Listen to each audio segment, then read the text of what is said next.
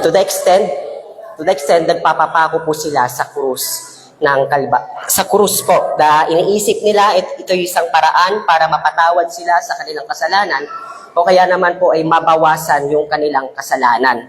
Na alam natin ito'y na sa halip na matuwa ang Diyos sa kanila, alam natin na sa salita ng Diyos, alam natin ito'y kasuklam-suklam sa ating Diyos. Diba? Ito po it is a blasphemy to think na sa pamagitan ng ating pagpipinitensya, ng ating pagpapahirap, pagpagdurusa, mapapatawad ang ating kasalanan. Kasi tinuturo po ng banal na kasulatan na tanging si Kristo lamang, ang tanging ginawa niya lamang sa krus ng Kalbaryo lamang, ang tanging paraan ng kapatawaran ng kasalanan at buhay na walang hanggan. Yun lamang po ang basihan kung bakit tayo patatawarin at magkakaroon ng kaligtasan. Kaya nga habang pinagninilayan ng mga tao yung kamatayan ni Kristo, maganda rin pong pagnilayan din po natin yung kamatayan, yung resurrection.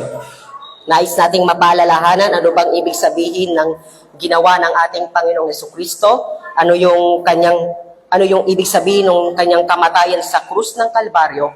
Sa madaling salita po, anong ibig sabihin ng kanyang atoning works, yung ginawa ng ating Panginoong Jesucristo. At ang title po ng ating meditation ngayon is pagbubulay-bulay or pag-unawa sa sakripisyo ni Kristo, yung Christ's atoning work. Mahalaga po nating maintindihan ito. At ang layunin ng ating pag-aaral ay lalo po nating ma-appreciate yung beauty ni Christ at yung gawain ng Panginoong Jesucristo sa krus ng Kalbaryo at patuloy nating itong maunawaan. Tayo po muna ay manalangin. Panginoon, patuloy na lumalapit kami sa inyo, humihingi ng tulong at gabay. Patuloy na bigyan mo kaming na maunawaan namin ang iyong mga salita. At pangunguna rin sa mga bata na nag-aaral po. At sa inyo pong dapat sana po, Panginoon, na laging tumungo sa kapurihan ng inyo pong pangalan. Ito po ang aming panalangin sa ngalan ni Kristo Jesus. Amen.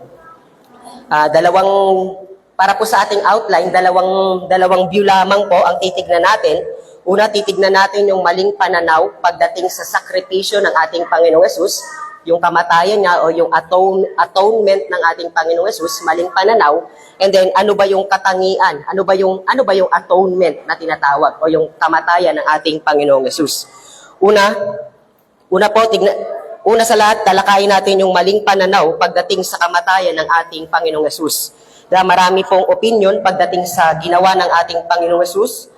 Talakayin po natin yung mga ilan lamang po. Una, may tinatawag po nila, yung maling pananaw, tinatawag po nila na moral influence theory, na ang kamatayan daw ng ating Panginoong Yesus, sabi ron, ang kamatayan ng Panginoong Yesus, tinitignan nila na bilang pagpapakita lamang ng pag-ibig ng Diyos upang ma-impluwensyahan ang tao na ibigin niya ang Diyos.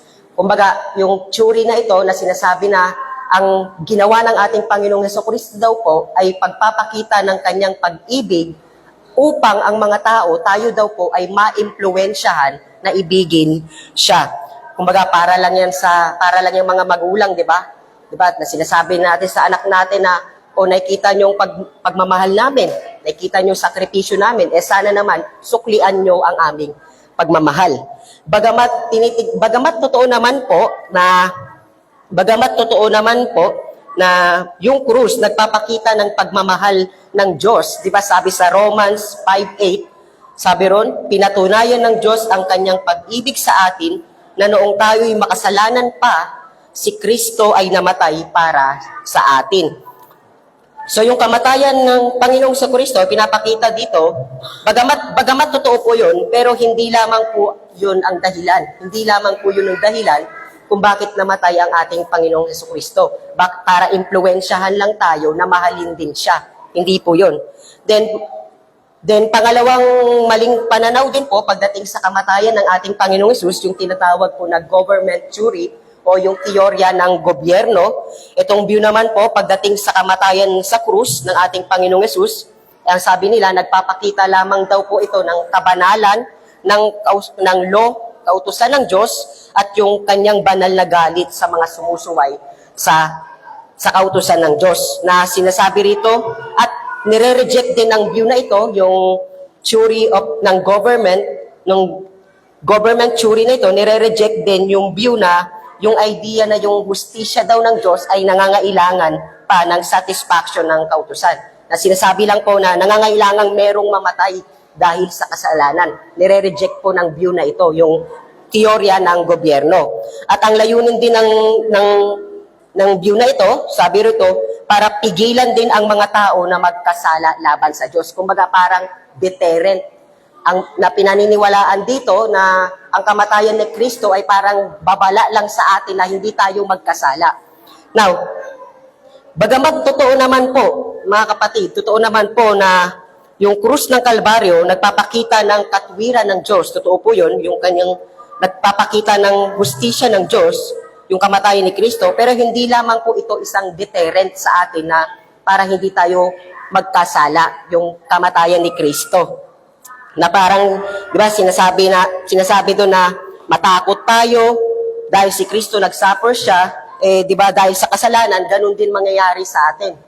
Hindi po maling pananaw po yun pagdating sa kamatayan, sakripisyo ng ating Panginoong Hesus. Pangatlong theory po, ito po yung pamilyar sa atin, yung tinatawag na example theory o yung teorya ng halimbawa.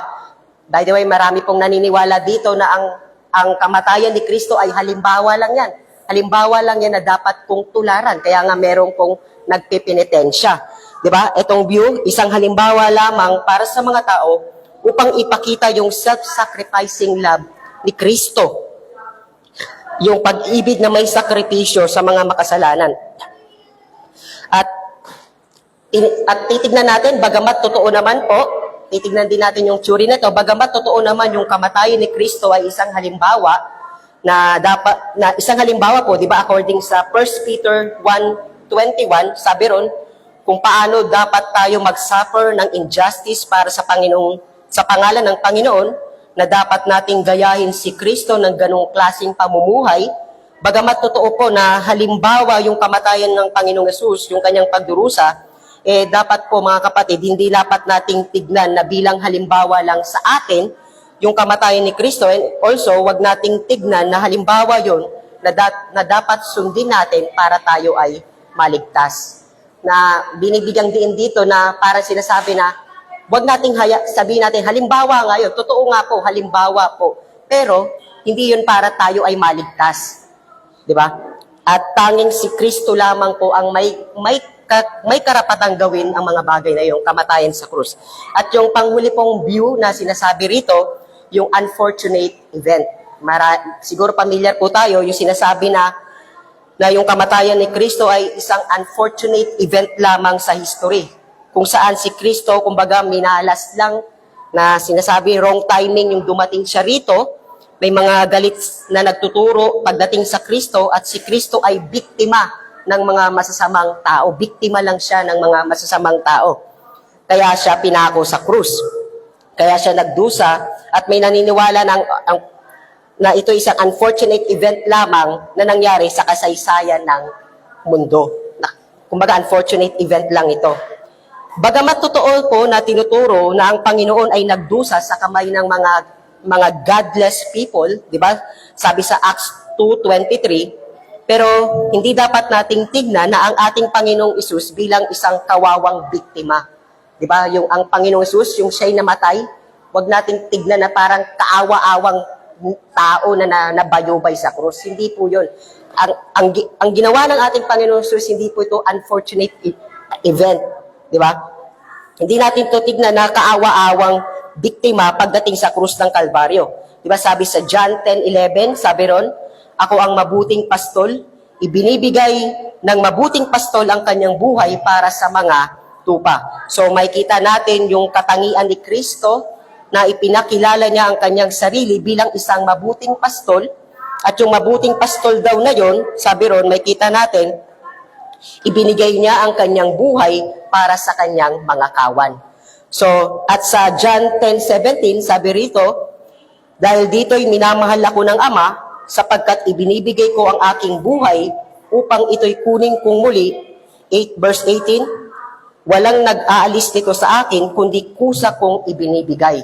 Yun po. So, anong makita natin dito sa John 10? Sabi rito, ang Panginoong Jesucristo, Jesus Christ is not a poor victim pagdating dito sa gawain sa krus. Hindi po siya kaawa-awang biktima sa krus ng Kalbaryo. Sabi ng ating Panginoon Jesus, ibinibigay ko ang aking buhay, kusa kong ibinibigay ito.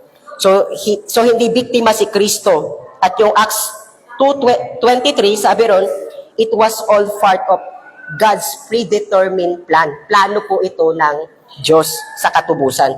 So dapat hindi natin tignan na isang kawawang biktima si Kristo sa krus ng Kalbaryo. So, yun po yung mga maling pananaw, mga kapatid, wrong view pagdating sa atoning, pagdating po sa kamatayan ng ating Panginoong Hesus. Ulitin ko po, sinasabi nila na ang kamatayan na Kristo, ito daw po ay isang impluwensya lamang. Ibig sabihin po, impluwensya na tayo daw po, iniimpluwensyahan tayo para ibigin ang Diyos. At makita rin natin na hindi lamang ito yung kamatayan ng ating Panginoong Hesus, hindi lamang ito deterrent na pigilan tayo na magkasala, hindi lang din ito isang halimbawa na dapat tularan po na para tayo maligtas, hindi po ito tinutukoy nito. At wag din nating tignan ang ating Panginoong Jesucristo bilang kaawa-awang tagapagligtas sa yung ginawa ng ating Panginoong Hesus sa krus ng Kalbaryo. So ngayon, tignan natin, ano ba yung katangian? Kung nakita natin yung maling pananaw pagdating sa kamatayan ni Kristo, ano ba yung katangian? Ano ba yung atoning works na tinatawag? Yung nature ng atonement. Una po, sinasabi rito, ang ano ba yung ginawa ng ating Panginoon Jesucristo? Sinasabi po rito, ito po ay batay sa katotohanan. Yung kamatayan ni Kristo, it is objective. Pag sinabi pong objective po, bakit po objective? Ito po ay nagsisilbing pangunahing layunin. Ang atonement po o yung pagbabayad sala ay binubuo upang maghatid ng layunin na nakatuon higit sa lahat sa Diyos. Pag sinabi po, ibig sabihin Godward yung atoning at hindi po ito sa tao. Tinuturo ng banal na kasulatan na yung atonement, ang primary object reference ay walang iba kundi ang Diyos. Ang pinakalayunin ng atonement, walang iba kundi ang Diyos. Ang atonement ni Kristo ay objective, batay sa katotohanan, dahil nilalayo nito na magdulot ng epekto sa Diyos. So yung emphasis ng atonement, tandaan natin, mga kapatid, ito ay nakatuon sa Diyos, hindi sa tao. Bagamat beneficiary po tayo sa ginawa ng Panginoong Hesus. Ginawa ito upang mabisang matugunan ng yung mga pananagutan ng mga makasalanan sa Diyos. At ito'y makita natin dun sa tatlong term. Kung familiar po tayo, pag pinag-uusapan po nating atonement, meron pong tatlong term. Ano po yun? Una po is yung propitiation. Pag sinabi pong propitiation o yung pampalubag loob, yung ginawa ng ating Panginoong Jesucristo, ito po ay propitiation. Sabi sa Hebrews 2:14, kaya't kailangan siya ay maging kagaya ng kanyang mga kapatid, ibig sabihin, nagkatawang tao ang Panginoong Hesus sa lahat ng bagay upang siya ay maging isang maawain at tapat na pinakapunong pari sa mga bagay na nauukol sa Diyos, upang gumawa ng handog na pantubos, propitiation.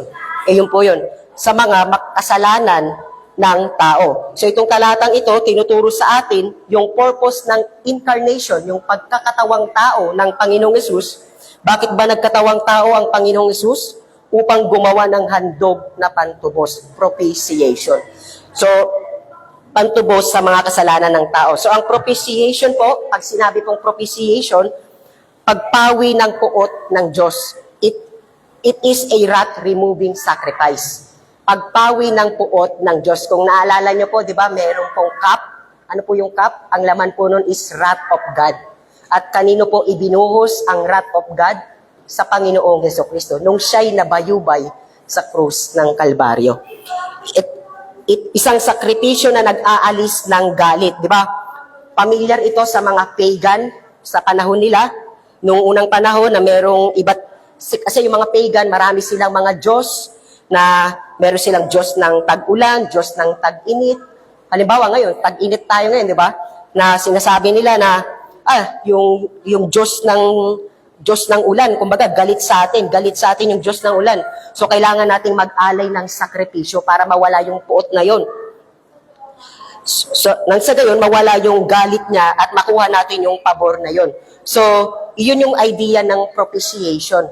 Idea po ng propitiation, ito po ay isang sakripisyo na nag-aalis ng galit. Pampalubag loob, yun po. Ngayon, bakit ba kinakailangan ng propitiation? Kasi, ngayon, bakit ba kinakailangan ng propitiation? Kasi ang kasalanan, yun po yung pumupukaw ng galit ng Diyos.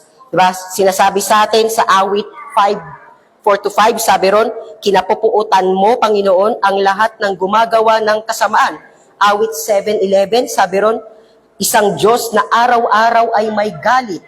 So, ang kasalanan, yun po yung nagdudulot ng galit ng Diyos. Yung tinatawag na puot ng Diyos Ama. At ang galit ng Diyos Ama, yun, hindi po yan walang batayan. Yan po ay ibinubuhos sa mga tao. At hindi lamang po binubuhos sa kasalanan, kagaya ng iniisip ng iba, ito'y binubuhos din doon sa mga tao na gumagawa ng kasalanan. Kaya nga, mga kapatid, napakalaking problema ng tao. Bakit po? Kasi lahat po tayo ay makasalanan. Diba? Lahat tayo ay hindi nakasunod sa kautusan ng Diyos.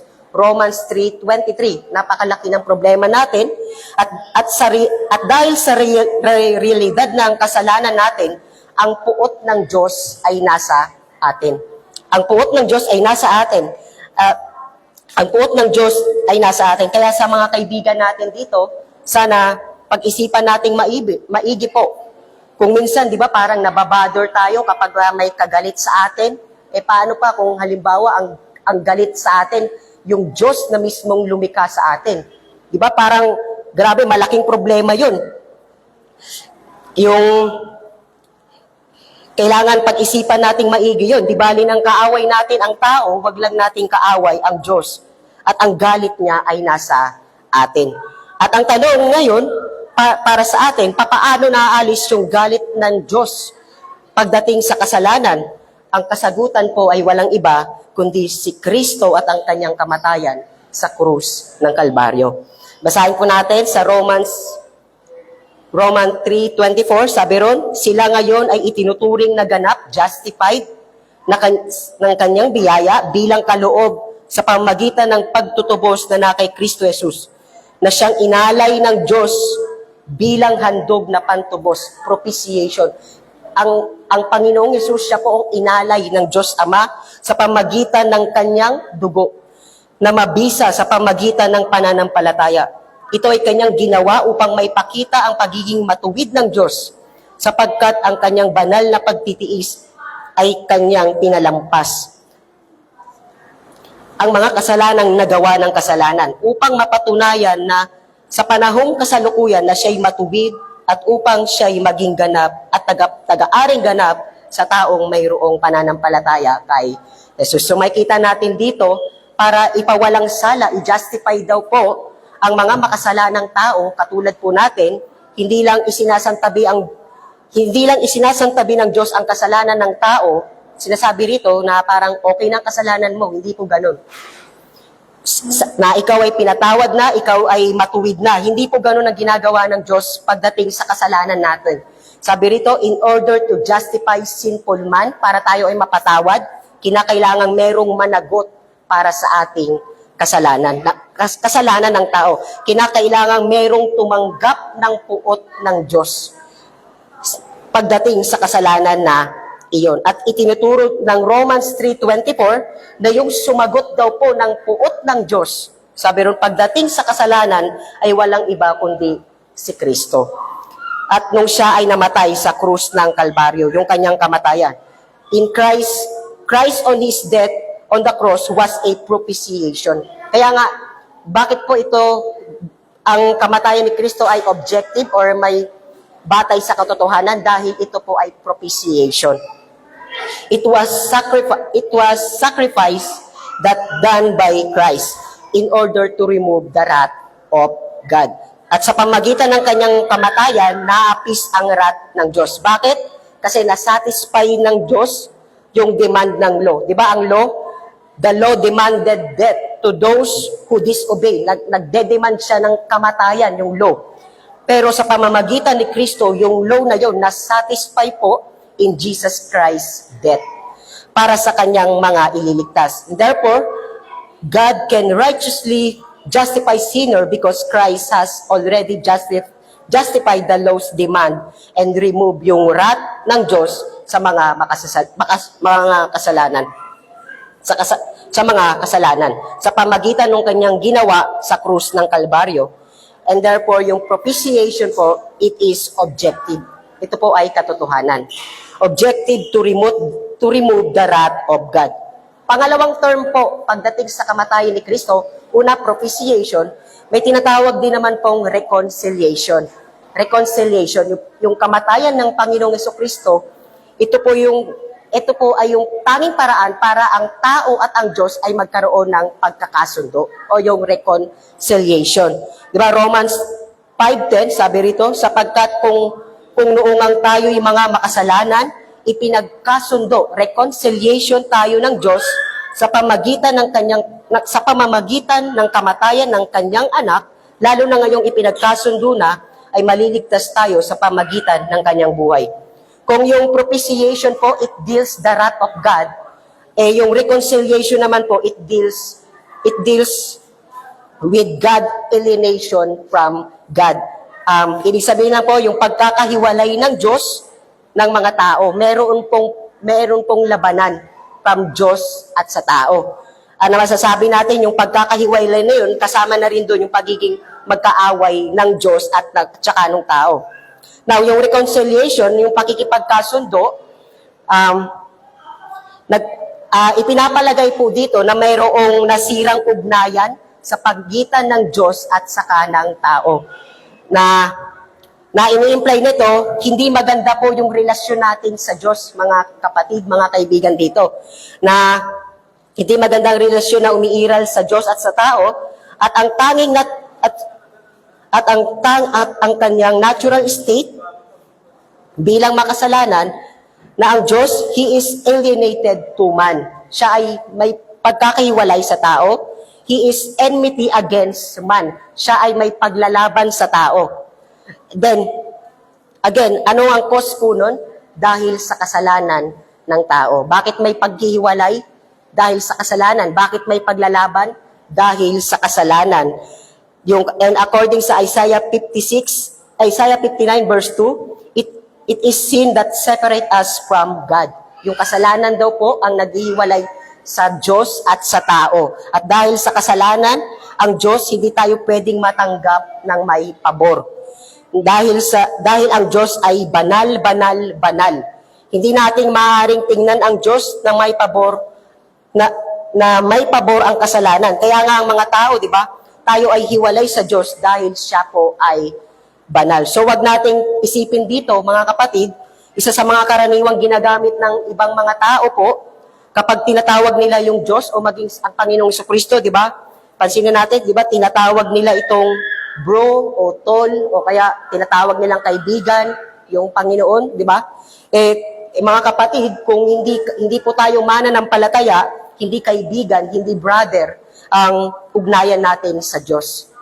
Now, ang tanong natin, paano naayos yung ugnayan ng Diyos? Na ugnayan na yun, ng Diyos at saka ng tao. And again, ang kasagutan po ay sa pamamagitan ni Kristo at ang kanyang ginawa sa krus ng Kalbaryo. Colossians 1:21, sabi nito, at kayo na dati ay hiwalay at mga kaaway sa pag-ihisip, hostile in mind, sa pamagitan ng masamang gawa, ipinagkasundo, reconcile niya ngayon sa kanyang katawang laman sa pamagitan ng kamatayan upang kayo'y iharap na banal at walang dungis at walang kapintasan sa harapan ng Diyos. So yung Colossians 1 po, itinuturo sa atin na yung kamatayan ni Kristo, yun ang nag-reconcile sa atin na mga makasalanan sa Diyos.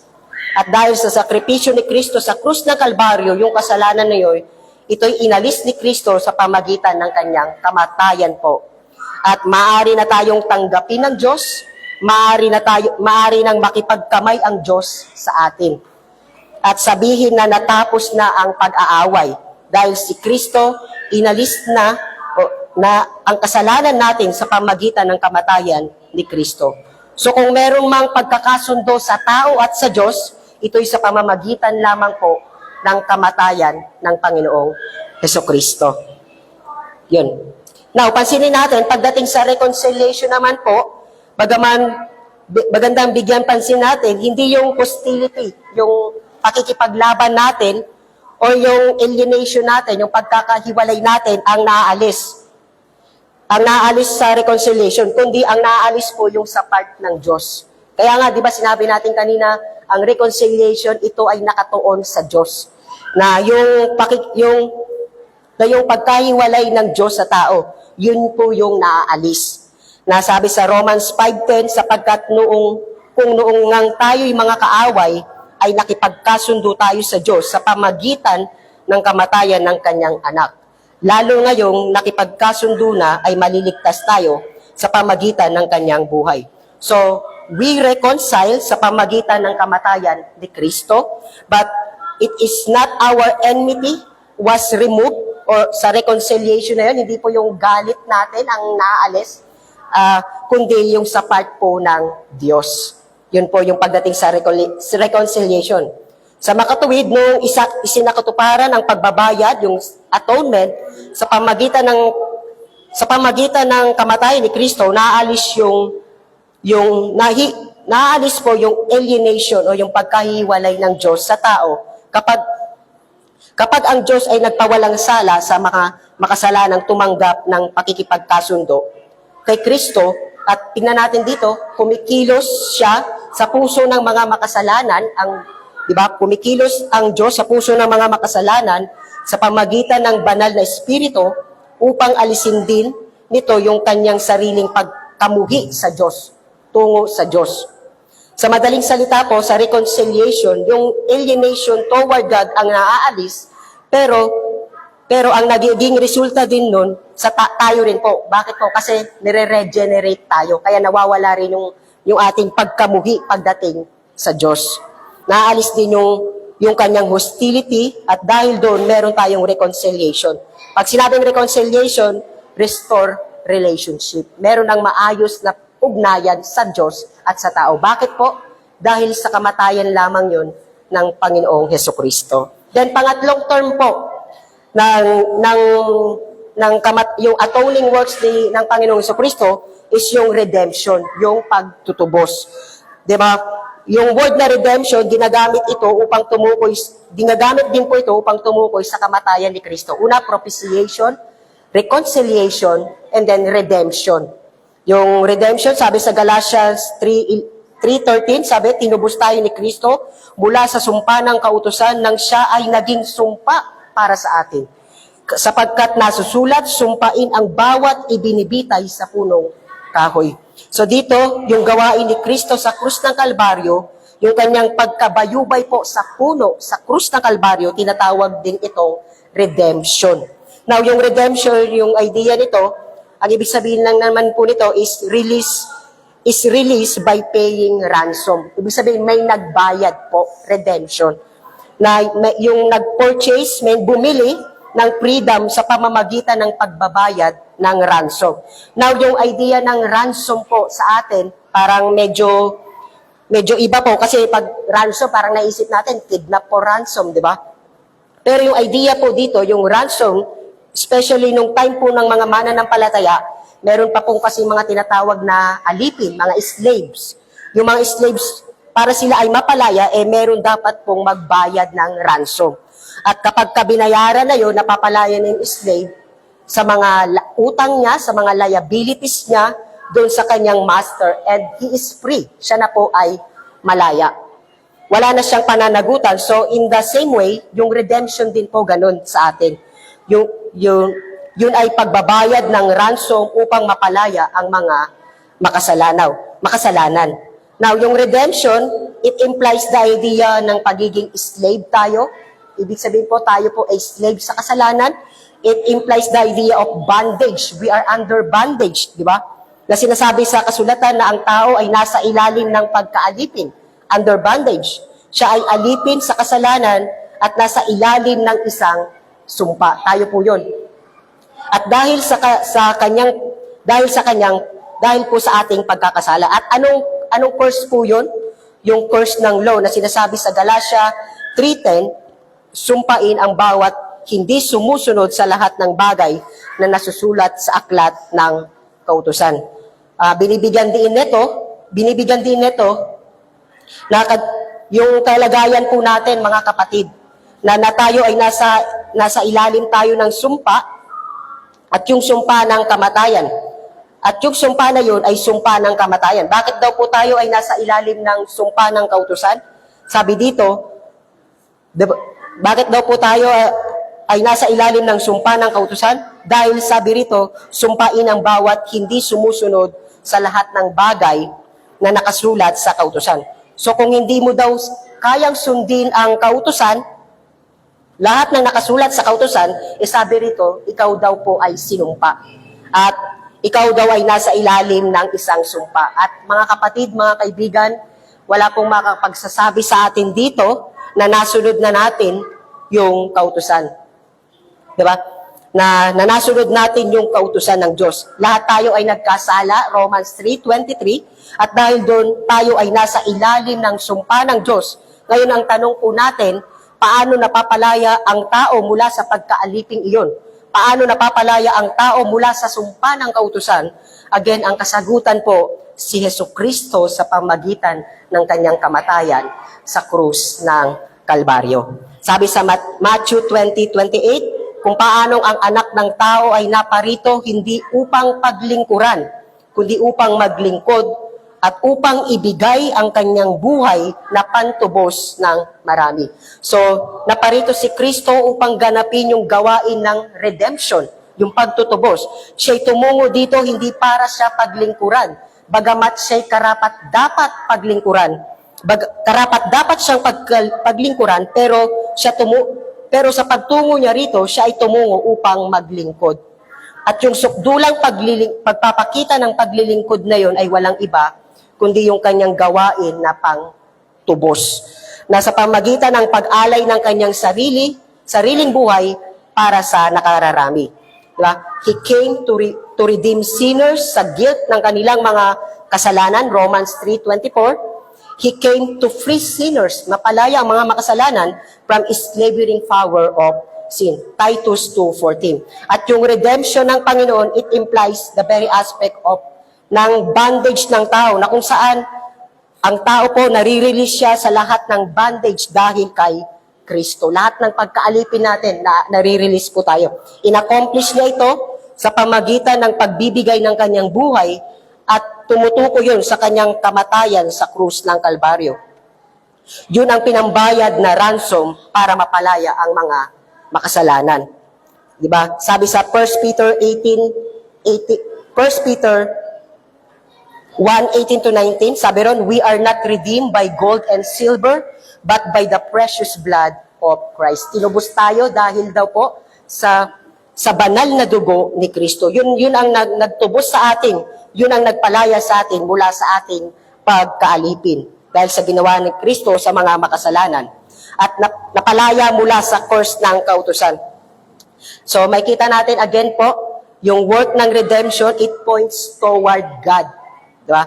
Na itong ating kalagayan being bondage sa sin, ang Panginoong Jesucristo, ang siyang nagpalaya sa atin sa pamagitan ng kanyang kamatayan. So, ulitin ko po, yung tatlong term na tinatawag pagdating sa kamatayan ni Kristo, bakit po objective? Bakit po may batayan, may batay sa katotohanan ang kamatayan ni Kristo? Bakit po? Una po, dahil ang kamatayan ni Kristo, ito po ay propitiation natin. Ibig sabihin po ng propitiation, pag-aalis ng galit ng Diyos. Ini-imply po sa atin na ang Diyos ay galit sa atin. Dahil sa kamatayan ni Kristo, nawala yung galit na yon. Then, pangalawa, is yung dahil sa kamatayan ni Kristo, nagkaroon po ng pakikipagkasundo, reconciliation. Na tayo po, meron tayong labanan sa pagitan ng Diyos at sa tao. Pero yung namagitan ay walang iba, kundi ang Panginoon Jesucristo. At yung pangatlong term po ng pagdating sa kamatayan ni Kristo is yung redemption, yung pagtutubos. At sabi rin, di ba, hindi tayo tinubos sa mga ginto at pilak, tayo ay tinubos dahil sa banal na dugo ni Kristo. Yun po yung una. At yung pangalawa po, ang pag sinabi pong yung atonement, ano ba yung katangian ng atonement, ito po ay, it is a substitutionary. Ito po ay paghalili. Pag sinabi lang pong substitutionary, Christ did not die for His own sin. Mga kapatid, sana tandaan po natin, ang Panginoon ay hindi namatay dahil sa kanyang sariling kasalanan. Because He had none. Diba? Siya'y namatay bilang isang substitute. Kahalili po natin. Now, alam natin na hindi namatay si Kristo para sa sarili niyang kasalanan dahil wala po siyang kasalanan. Sa 2 Corinthians 5:21, sabi rin, para sa ating kapakanan, sa ating daw pong kapakanan, ginawa niyang may kasalanan siya. Kumbaga, naging makasalanan siya dahil sa ating kapakanan. And then, Hebrews 4:15, sabi rin, sapagkat tayo'y may isang pinakapunong pari na marunong makiramay sa ating mga kahinaan, isa sa tinukso sa lahat ng paraan. He was tempted in all things. Sabi ron, tinukso siya sa lahat ng paraan, gaya rin naman natin, gayon may walang kasalanan. So ang ating Panginoong Jesucristo, Christ did not die for His own sin kasi siya'y walang kasalanan. So walang kasalanan si Kristo. Pero bakit siya namatay? Itinuturo sa atin ng banal na kasulatan that God appointed Jesus Christ to be the substitute to take the place of man. Yun po yung kamatayan ng Panginoong Jesucristo, kung saan yung guilt, yung kasalanan ng tao ay inilagak sa Kanya. Diba, pamilyar tayo sa substitution? Yung kasalanan natin, inilagak sa Kanya.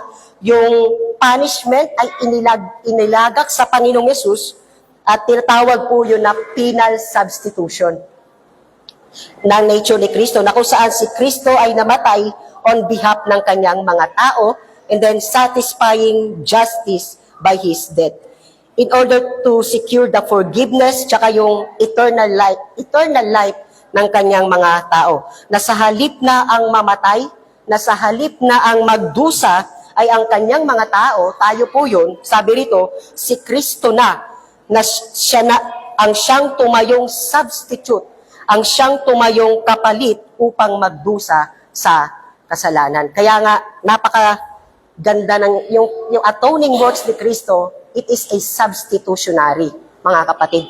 Then pangalawa, may kita natin dito, di ba, Christ did not die for His own sin dahil wala naman siyang kasalanan. Christ bore the sins of His people and died for them. Kumbaga, inasan niya ang kasalanan ng kanyang mga tao and then, at siya ay namatay para dito. Di ba? Ito yung makita natin sa Isaiah 53 verse 4 to 17, yung prophecy patungkol sa Messiah, yung He will be a suffering Messiah, na, di ba, sabi sa Isaiah 53 verse 5, siya ay nasugatan, nabugbog dahil sa ating mga kasalanan. At sa 1 Peter po 2:24, siya mismo ang nagdala ng ating mga kasalanan. Pinasan niya ang ating mga kasalanan sa kanyang katawan sa punong kahoy, upang tayo'y mamatay sa mga kasalanan at mabuhay sa katwiran. Dahil sa kanyang mga sugat ay gumaling kayo. So pinapakita dito na ang kamatayan pala ni Kristo, yun pala ay yung kasalanan, ang kamatayan pala ni Kristo, yung kasalanan ng kanyang mga tao ay inilagak po. Binigay sa kanya. Pinasan ni Kristo ang kasalanan ng kanyang mga tao at dahil siya ang pumasa ng kasalanan, siya ang tumanggap ng parusa ng Diyos sa kamatayan niya sa krus ng Kalbaryo. Galatians 3:13, He became a curse for us. So ang pinapakita dito sa atin yung nature ng work ni Jesus Christ, na hindi natin dapat kaligtaan na ito ay isang substitutionary. Yung work ni Jesus Christ, tandaan po natin, it is a substitutionary death. Nung namatay si Kristo sa krus, siya ay namatay para sa isang particular na grupo ng tao dahil sa kasalanan ng kanyang mga tao ay inilipat sa kanya at siya ang tumanggap ng parusa ng Diyos. Panghuli po, last na po ito, pagdating sa kamatayan ni Kristo, it includes yung active and passive obedience ni Christ. Pag sinabi yung atoning works ni Jesus Christ, it is not limited by His death. Now, yung active obedience po, kung familiar po kayo, pag sinabing active obedience, ito po ay tumutukoy sa obedience niya pagdating sa pagsunod niya sa kautusan. Ang Panginoong Yesus po, di ba, siya ay namuhay perfectly. Yun po ay tinatawag na active obedience. While yung passive obedience naman po, ang tumutukoy naman to sa suffering and death ng ating Panginoong Jesucristo, yung kanyang kamatayan. Na yung terminology, parang masasabi natin na pwedeng mag-cause ng confusion. Kasi alam natin, the whole life of Jesus Christ is a life of suffering. Di ba? Alam po natin yun.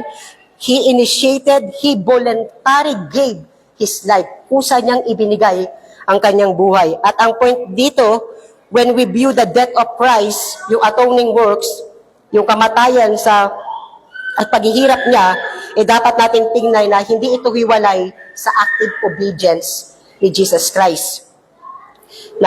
At yung pag sinabi pong active and passive obedience, isang one-act obedience lamang po yun. According sa Romans 5:18, ang point natin, ang kamatayan ni Jesucristo ay hindi maaring ihiwalay sa kanyang perpektong pagsunod sa kautusan. Na dahil hindi perpektong pagsunod sa kautusan. Dahil hindi magawa ni Kristo, tandaan po natin, hindi kayang mag-atone ng Panginoong Jesucristo. Hindi niya kayang magbayad ng kasalanan kung unang-una hindi po perpekto. Hindi po siya kung hindi niya sinunod ang kautusan. Kumbaga, hindi siya karapat-dapat kung hindi niya sinunod ang buong kautusan. Pero nakita di ba, kaya nga nakita tayo, di ba, ng mga nagpepenitensya, na mga nagdurusa, iniisip nila na sila ay tatanggapin ng Diyos, pero na pwede nilang gawing sakripisyo yun para sa kanila, kaya nga, di ba, nagpepenitensya yun para sa sarili niyo, kapakinagabangan, pero hindi maaring tanggapin po yun ng Diyos, yung penitensya na yun. Hindi yun. Bakit po? Kasi yung nagdurusa ay makasalanan din.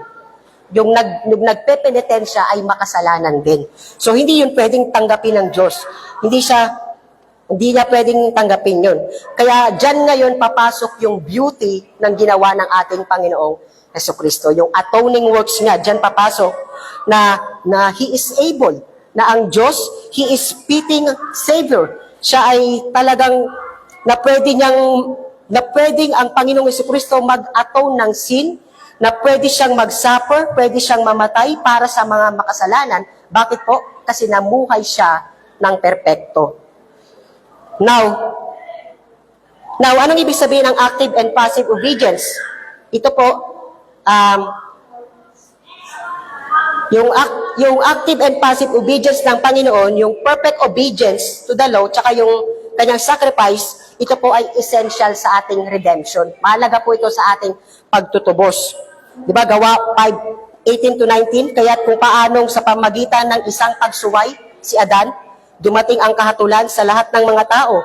Gayon din naman sa pamagitan ng isang matuwid na gawa, active and passive obedience ng Panginoon sa Kristo, dumating sa lahat ng tao ang pag-aaring ganap.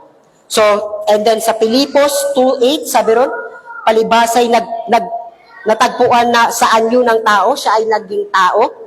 Sabi ron, siya ay nagpakababa sa kanyang sarili at naging masunurin yung active and passive obedience ng Panginoong Jesucristo.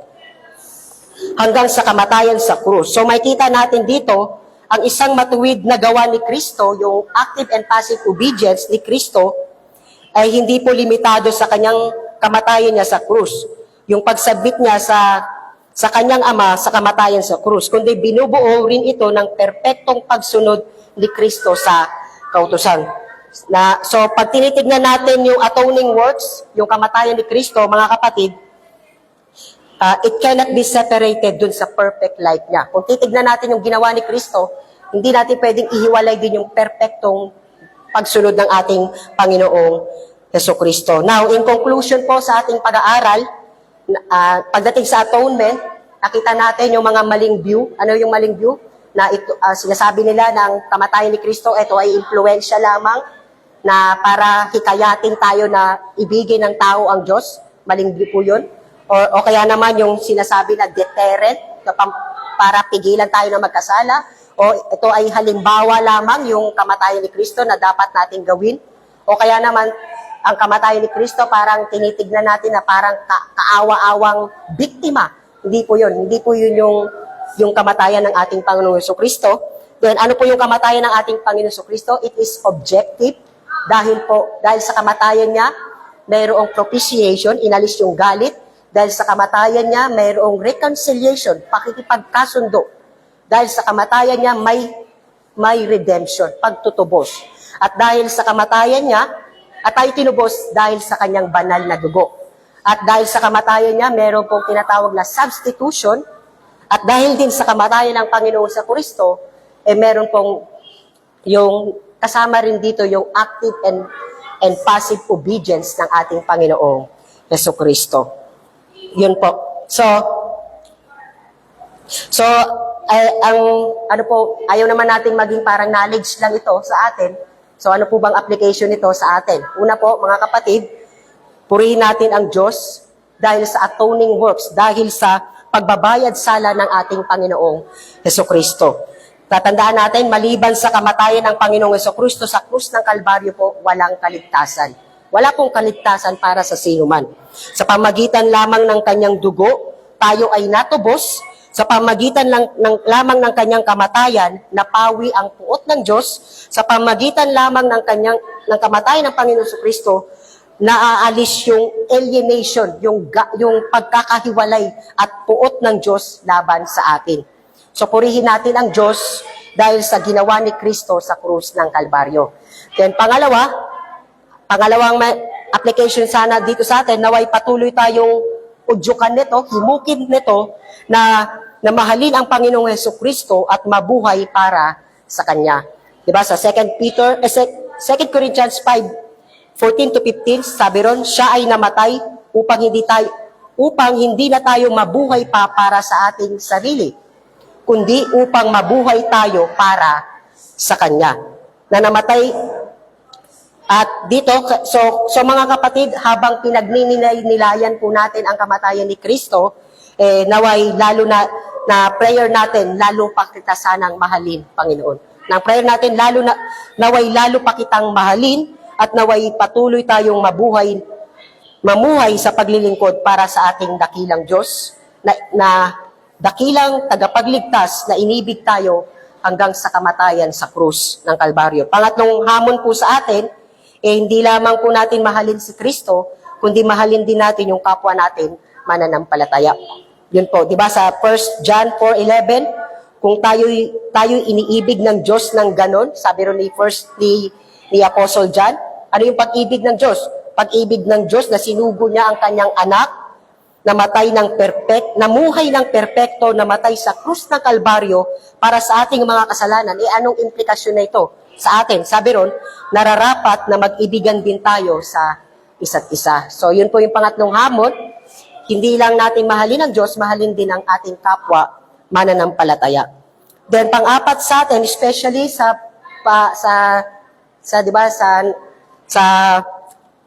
maraming tao ngayon ang nagninilay-nilay pagdating sa kamatayan ni Kristo, ang hamon sa atin, kapag meron po tayong mga makakausap, mga mahal natin sa buhay, mga kaibigan natin,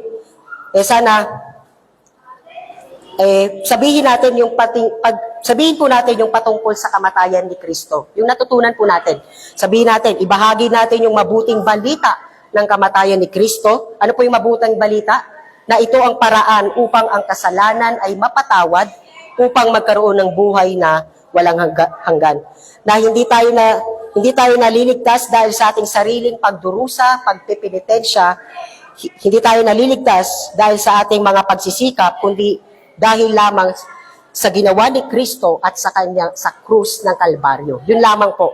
At panghuli po, para sa atin po, magtiwala tayo kay Kristo lamang, sa kanyang ginawa sa krus ng Kalbaryo lamang po, pagdating sa kapatawaran ng ating mga ng ating mga kasalanan at buhay na walang hanggan. Kaya panawagan natin ito sa mga kaibigan na wala pa sa Panginoon, panawagan na sana pag-isipan nyo na yung ginawa ni Kristo sa krus ng Kalbaryo, makita natin yung kalagayan natin na tayo po ay nasa ilalim ng puot ng Diyos dahil sa kasalanan, tayo ay kaaway ng Diyos, yan po yung realidad natin, dahil sa pananatili natin sa kasalanan, yan po yung tinatawag na miserableng kalagayan natin, yung kalulus-lunos na kalagayan natin, na dahil sa kasalanan, at tayo ay nasa ilalim ng isang napakabigat na sumpa, yung sumpa ng eternal death. At nawa, sana po ito yung magtulak sa atin, sa biyaya ng Panginoon, sa awa ng Panginoon, masabi natin na kailangan ko si Kristo sa kanyang kamatayan sa krus ng Kalbaryo. So sana po sa mga kaibigan natin, magtiwala tayo kay Kristo lamang para po sa ating kaligtasan. At tayo po ay manalangin sa ating Diyos. Minsan pa, Panginoon, kami po ay nagpapasalamat sa kabutihan mo, Panginoon, sa amin. Patuloy, Panginoon, na naunawaan namin pagdating yung sa atoning works, yung sakripisyo ng aming Panginoon sa Kristo, sa krus ng Kalbaryo. Salamat, Panginoon, dahil ito lamang yung katanggap-tanggap na maaaring tanggapin yung sakripisyo para sa kapatawaran ng mga mananampalataya. Salamat po at patuloy na kilusan mo ang mga mahal namin sa buhay. Makita nila yung kanilang miserableng kalagayan na nasa ilalim sila ng puot ng Diyos, nasa ilalim sila ng isang sumpa at kailangan nila si Kristo lamang at ang kanyang kamatayan sa krus lamang. Lahat ng ito ay aming panalangin sa ngalan ni Kristo Jesus. Amen. Diyan po natatapos ang ating Sunday School. Kung meron pong katanungan or kung okay na po kung clarification. Salamat po sa pakikinig. Kung meron po ng tanong,